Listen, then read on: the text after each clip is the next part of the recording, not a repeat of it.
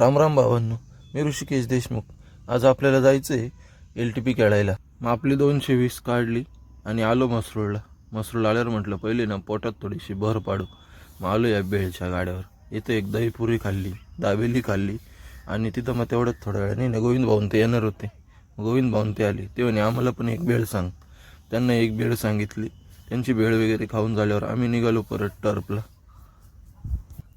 इथं पोचलो जकास टर्फला आल्यावर इथं आहे ना पहिलेच पोरं खेळत होते.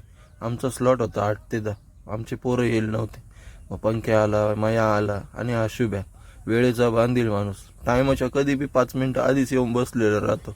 गोविंद भाऊने थोडंसं विकेटचा अंदाज वगैरे घेतला. गोविंद भाऊची गणगण चालू होती ओपनिंगला उतरवरून. मग गोविंद भाऊने शुभ्याला उसकलं आणि मॅच चालू झाली. पंख्याने चांगला स्टार्ट दिला.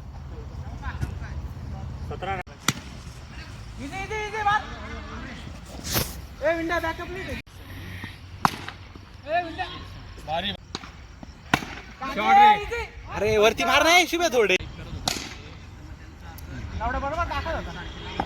आता ज्यांना आम्ही चोपलं ना ती सिद्धेची टीम होती. लय तुडवलं त्यांना, 80 रन मारले. मग आमची बॉलिंगची वेळ आली.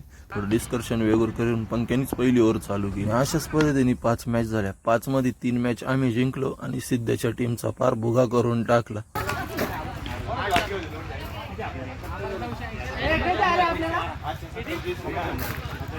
ते सांगा आधी.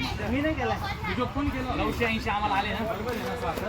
नाही ते ह्याच्यासारखं करशन त्या दिवशी सारखं. जिंकल्यावर मी निघालो आता घरी. कसा वाटला तुम्हाला आजचा माझा ब्लॉग? लाईक करा, कमेंट करा, फॉलो करा, शेअर करा.